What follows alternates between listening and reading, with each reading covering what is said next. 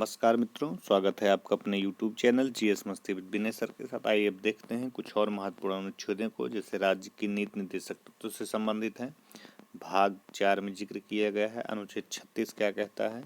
इसमें यह कहा गया है कि अनुच्छेद 12 में दी गई राज्य शब्द की परिभाषा भाग 4 अर्थात नीति निर्देशक तत्वों के लिए लागू होगी।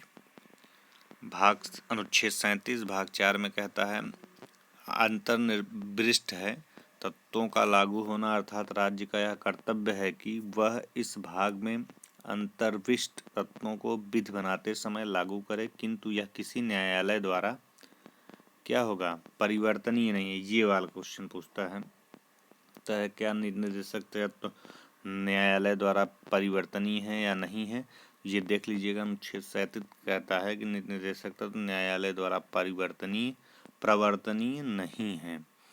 38 कहता है राज्य लोक कल्याण की वृद्धि के लिए सामाजिक व्यवस्था बनाएगा, 38 में कहता है।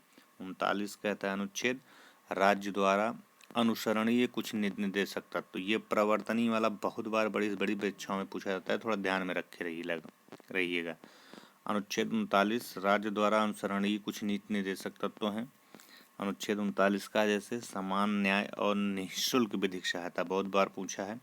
39 का में क्या होता है, समान न्याय और निःशुल्क विधिक सहायता 42 में संविधान संशोधन 1976 द्वारा अंतः स्थापित है।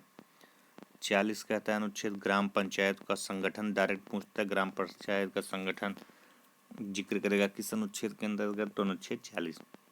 अनुच्छेद 41 क्या कहता है, कुछ दशाओं में काम, ये भी पूछता है। अनुच्छेद 41 कहता है कुछ दशाओं में काम, शिक्षा और लोक सहायता पाने का अधिकार अनुच्छेद 41 के अंतर्गत है। अनुच्छेद 42 क्या कहता है, काम की न्याय संगत और मानवोचित दशाओं तथा प्रथा प्रसूत सहायता संबंध कराना। अनुच्छेद 43 कर्मकारों के लिए यह निर्वाह मजदूरी प्रदान करता है, 43 जो काम कर रहे हैं मजदूर लोग। 43 का क्या कहता है, उद्योगों के प्रबंधन में कर्मकारों का भाग लेना। 43 खा क्या कहता है, 97वां संशोधन 2011 द्वारा अंतः स्थापित है। अनुच्छेद 44 बहुत बार पूछता है, जिसको ध्यान में रखिएगा। लिखा है 4 लिखा है तो समान है 4 इसलिए नागरिकों के लिए एक समान सिविल संहिता। ये 4 दोनों में समान है, इसलिए अगर इस तरह का अनुच्छेद है तो ये वाला क्या हो जाएगा 44, नागरिकों के लिए समान सिविल संहिता, बहुत बार पूछा गया। अनुच्छेद 45 आरंभिक शिशुत्व जो शिशु होता है उसकी देखभाल के लिए, देखरेख के लिए 6 वर्ष से कम आयु के बालकों के निःशुल्क और अनिवार्य शिक्षा का उपबंध 86वें संविधान संशोधन अधिनियम 2002 द्वारा स्थापित किया गया है। अनुच्छेद 46 क्या कहता है, अनुसूचित जातियों, अनुसूचित जनजातियों और अन्य दुर्बल वर्गों के शिक्षा और अर्थ संबंधित हितों की अभिवृद्धि करता है। 47 क्या कहता है, पोषाहार स्तर और जीवन स्तर को ऊंचा करने तथा लोक स्वास्थ्य में सुधार करने का राज्य का कर्तव्य होता है। 48 डायरेक्ट पूछा, अनुच्छेद 48 का संबंध है कृषि और पशुपालन का संगठन से।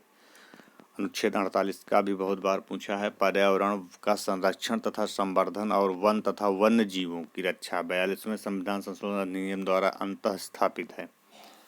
अनुच्छेद 49 क्या कहता है, राष्ट्रीय महत्व के स्मारकों, स्थानों और वस्तुओं का संरक्षण 49 कहता है। 50 क्या कहता है, कार्यपालिका से न्यायपालिका का पृथक्करण 50-50।